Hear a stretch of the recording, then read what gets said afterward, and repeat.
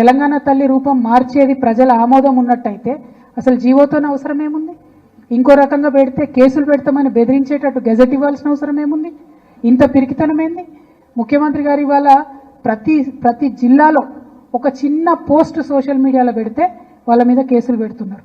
వాళ్ళ మంత్రులు ఫోన్ చేసి బెదిరిస్తున్నారు, వాళ్ళ నాయకులు ఫోన్ చేసి బెదిరిస్తున్నారు. ఓన్లీ బీఆర్ఎస్ కార్యకర్తలనే కాదు, సామాజిక మాధ్యమాల్లో ఒక ప్రెస్ మిత్రుడు పోస్ట్ పెట్టినా కూడా ఫోన్ చేసి బెదిరించేటటువంటి పరిస్థితి వచ్చింది. మీకు తెలియదానే మీరు చూడలేదా ఎన్ని తిట్లు తిట్టిరు కేసీఆర్ గారిని? పెట్టినరా కేసీఆర్ గారు కేసులు? ఒకసారి ఆలోచన చేసుకోవాలి. ఇవాళ యూట్యూబ్లు నడుపుతున్న మిత్రులు కావచ్చు, ఇవాళ మీడియాలో యాక్టివ్గా ఉన్న మిత్రులు కావచ్చు, సోషల్ మీడియా మిత్రులు కావచ్చు, మరి ఇంత పిరికితనం ఈ గౌరవ ముఖ్యమంత్రి గారికి ఎందుకుంటుంది అన్నది ఒక్కసారి మనందరం కూడా ఆలోచించుకోవాలి.